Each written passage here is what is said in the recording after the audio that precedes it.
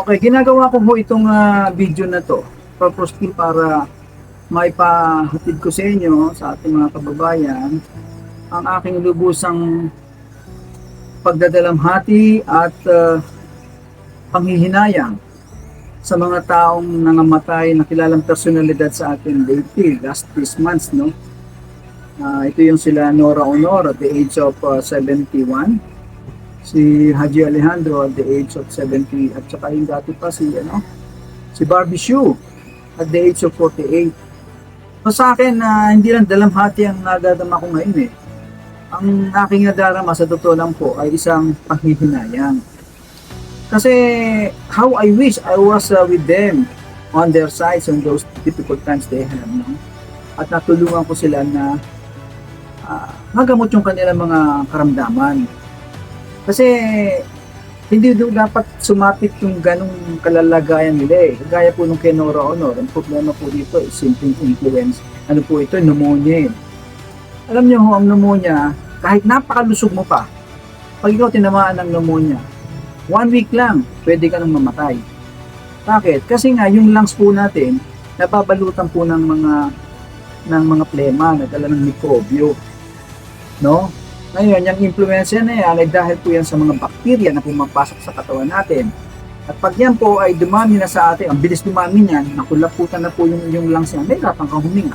Kahit na ano pang lakas mo, lusog mo, mamamatay ka. Diba? Ngayon, mabilis dumami yan. Ngayon, ang another na pumapasok dyan sa lungs natin, yung tinatawag naman nating virus. So, pagka virus naman ang pumasok dyan, ang sabi nga ng ibang doktor, ang tawag dyan, influenza.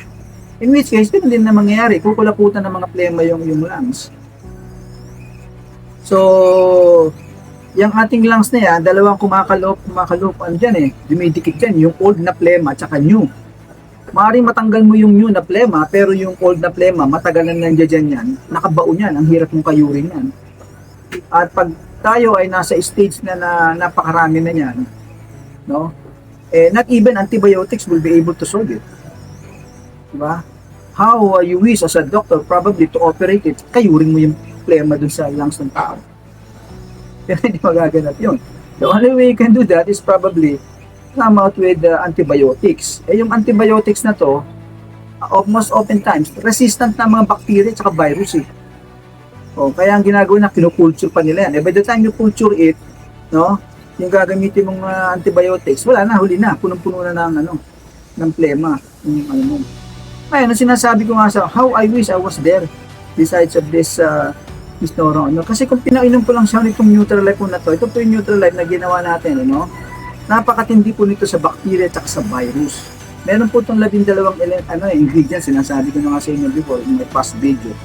Na itong 12 ingredients na to, talagang even sa Biblia, mini-mention na to, ginagamit ito ng mga hari before. This is a natural antibiotics. Na pag ininom mo na to, kahit anong bacteria, ano pang virus yan, hindi siya magkakaroon ng resistance ng bacteria. Diba? Kasi natural yan gawa ng Panginoon eh. Kaya ang Panginoon din ang gumawa ng bacteria at saka virus. Panginoon din ang gumawa ng natural antibiotics. Napupuksa siya. Kaya ang ginawa mo yung virus at bacteria gawa ng Diyos, tapos ang binibigay mo solusyon gawa ng tao. Diba? Drugs and antibiotics, hindi talaga mag-work.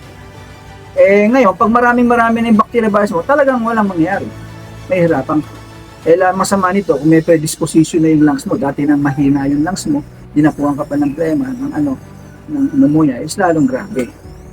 Ngayon, itong nangyari din kay Haji Alejandro, no, at the age of 70, nagkaroon naman siya ng colon cancer. Ang colon cancer kasi, madali lang itong solve, hindi dapat nangyayari yan kasi ang colon cancer, nagsisimula yan sa gasgas sa bituka mo. Tapos madadapuan siya ng tinatawag nating H. pylori bacteria. So pag nagkaroon siya ng H. pylori bacteria, magpupuno na ng mga buko niya, magiging cancerous. Okay? Kaya nga ang colon cancer is due to H. pylori bacteria. Kaya yung mga taong lagi nagugutom dyan, basta yung acidic ang bituka, nagkakasugat yan. Eventually, pag kumain ka ng mga pagkain na may pylori bacteria, tutubuan siya ng cancer. Diba? Ngayon, ang protection mo dyan, sinasabi ko nga sa inyo, napakagaling sa H. pylori bacteria nitong Nutrilite. Ngayon, kung sa umpisa kasi normally, pagka nagsisimula pa lang yung colon cancer yan, sumahapdi yung tiyan mo. Parang may sugat yan. Diba? Masakit. So, eventually, develop yan into a colon cancer. Pero pagka naranasan mo ng ganun, okay lang pa lang ng neutralite. Man-neutralize mo H. pylori bacteria, hindi siya lalala. Diba? Kaso nga, wala kayong alam na ganito. Hindi nyo alam ito, hindi nyo kilala. Kaya pinapakilala ko sa inyo. Alam niyo po yung nangyari dito. Yung colon cancer, madali lang solve nito yan ng neutralite. Totoo lang. Yan na, andapan muna. Kaya pag may naramdaman ka ng kakaiba sa bituka mo, di ba? Okay, ang effect niyan hindi ka makadumi, dumi mo maliliit, na ganyan. Yung mga kinakain mo, mahilig ka sa mga meat. Kasi yung meat na yan, 5 araw yan. Pagka kinain mo, 5 araw yan bago matunaw, mawala sa bituka mo, kaya nabubulok yan dyan. Nagmumula niya ng mga bacteria, etc. Ito yung nangyari dito kay Sunshine na sinasabi natin. Ang pangalan nito si Barbecue, di ba? At the age of 48 ito, nasa Japan siya, lakas-lakas, 1 week lang, ilang days lang, hindi nga tumagal Kala niya, ordinaryong flu lang yung kanyang di ba? Hindi niya ininda, lumala, nang pumasok sa ospital, hindi naabatan ng doktor kasi puno na nga ng plema yung yung lungs paano mo gagawin mo dun? Ang gagawin mo lang doon, bibigyan mo ng respiratory sa support, di ba? What will that help, no? Kung puno na nga ng plema yung lungs. At dumadami-dami yan, bilis ng pagdami yan, kaya ilang days lang, patay Pero kung meron siya neutralite na ganito, uminom siya nito, binabay doblehin niya, 3 tablespoon, lagay niya sa baso na mainit na may tubig, lagyan niya lang ng probably siguro, lagyan niya ng kalamansi o lemon juice, inumin niya lang yon sa umaga sa hapon, tanggal na yung sakit na plema niya, tanggal na yung daming susukan mga plema and everything, wala na yung pneumonia mo yan, tanggal niya, maniwala ka saan. Bakit yung sinasabi niya? Kasi marami ng scientific findings niyan, marami ng research na napapatunayan, at ako mismo I validated it because eto, clinically tested ko na ho ito for almost since 2006, no? Pag may mga ubo, trangkaso and everything, inumin mo lang tanggal nakamatagal na yung 2-3 days no? Ngayon, sabi ko nga sa atin, karamihan sa sakit natin sa ating kapanahon ngayon, kaya magtataka kayo, bakit kung babata pa lamang may mga sakit na, may mga diabetes na, may mga cancer na and everything. Yan po ay dulot ng mga bad bacteria, viruses, saka mga parasites na pumapasok sa ating katawan. Napakarami kasi ng kapaligiran natin compared before, at ang dami na ng tao ngayon, almost triple, no? Ang population natin. Kaya napakahalaga na from time to time, meron tayong ininom na natural antibiotics. Ito po yun.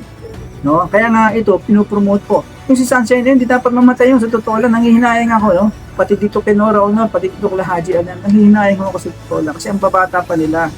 Malalakas sila. No? Kaya lang, siyempre, hindi nga natin na papalaganap ito, hindi nga natin na i-inform ang tao. Kaya ginagawa ko, no? Hindi para kumita, hindi yan ang objective niya. Para ma-share. Kasi anong silbi ng karunungan, hindi mo rin nang i-share, di ba? Na binigay naman sa atin ng Panginoon para i-share natin. Kaya nga ako, sa ngayon, ang ginagawa ko, dahil kasi marami hong nagaganap na ganyang pangyayari, hindi na nababalita sa news, namamatay na lang sa hospital because of respiratory problem, etc., etc., pneumonia, etc., etc. No? Ngayon, kung ito po alam ng tao, kung ito po meron silang supply nito, hindi nyo kasi ito mabibili ngayon sa mga butika. Sa akin nyo lang mabibili ito.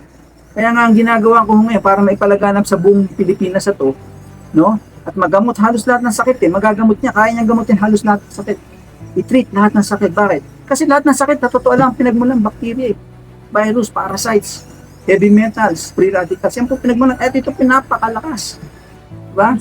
So, kailangan na, kaya pinapranchise ko nga ho ito Kung sino man may gustong mag-franchise ito, magtayo ng kanilang outlet sa kanilang barangay from north to south of the Philippines, you will have a supply of this. You can promote this, you can give this to all the people there in your community. Kaya ngayon po akin pong ipina-franchise ngayon itong Neutralite na to all over the Philippines para maging accessible siya immediately sa ating mga kababayan, mga Pilipino na nagsasuffer na hindi naman dapat mag-suffer, no? May solusyon tayo na binigay ng Panginoon to, I believe, in the Filipinos. Kasi ang sabi niya sa Zechariah 8:7, ang sabi niya, I will save my people from the countries of the east to the countries of the west. Tayo mga Pilipino, kanya mga Kristiyano, iniligtas niya tayo. At isa sa kaligtasan niya, itong mga sakit na to. Marami sa totoo lang ang napapahamak sa panahon ngayon na hindi dapat papanahon No? Simpleng solusyon lang ng Neutralite, masosolve na yung problema nila Diba? Ngayon, ang kagandahan nito, hindi sa halagang ang franchise lang ho nito ay something like 50,000 lang, no? magkakaroon na kayo ng booth, magkakaroon na kayo ng tent, meron kang bibigyan kayong 148 pieces na ganito, no? And ito, magpo-provide siya ng livelihood sa mga barangay. Kayo lang exclusive supplier sa barangay. Immediately, you can sell it. Lahat ng tao halos nangangailangan nito, walang hindi. Kaya kasi lahat are prone to bacteria and virus. Lahat yan meron tayo. Lahat tayo may mga parasites sa katawan natin without you knowing it, no? Na nag-aapekto sa iba't ibang klase ng sakit mo. Kaya dapat ma-detox yan. Through this one, makakatulong ng napakalaki. Ngayon, siyempre, hindi ko kayang gawin mag-isa yan. Kinakailangan mag-develop tayo ng mga tinatawag nating health and wellness coaches all over the Philippines. Ako, ititrain ko kayo. I've been here, magatagal na ho ako nag-aral nito. 10 years ho ako mahigit nakikinig sa mga doktor sa radio. No, na pinag-aralan ko lahat ng mga sakit ng tao dyan. Kaya ako nga ho na-invento to, kaya alam ko yung nangyayari sa katawan ng tao. Kaya, eto, isinishare ko na lang sa inyo yung aking discovery and findings na to. And, ito, magpo-provide pa at the same time livelihood. Yung mga walang trabaho dyan, no? Magkakaroon ka ng sarili mong negosyo dito. Ikaw lang mismo meron dito sa inyong barangay sa halagang 50,000 only. At lahat ng tao, I can guarantee you, all will be buying this product because this is the need of our times. No? So, huwag na nating hintayin pang lumala ang mga sakit natin. Ano? May palabas pa nga hong mga virus sa darating. Mas matinding virus sa darating. So that by the time mangyari yun, dapat naka-ready na tayo lahat, naka-set up na tayo. Ngayon, narito ho ako, tawagan niyo ako sa aking mga telepono na yan. Kung gusto niyo malaman pa more details about this, tawagan niyo lang ako. No? At tuturuan ko kayo. Tuturuan ko yung maging health and wellness coaches. At sabi ko nga ako sa inyo dito, nangihinayang ako. Nangihinayang ako dito sa mga tao na to na pakababata pa. No? Lately nga, namatay din tong si Mr. Davao, Ricky Davao, no? At the age of 63. No?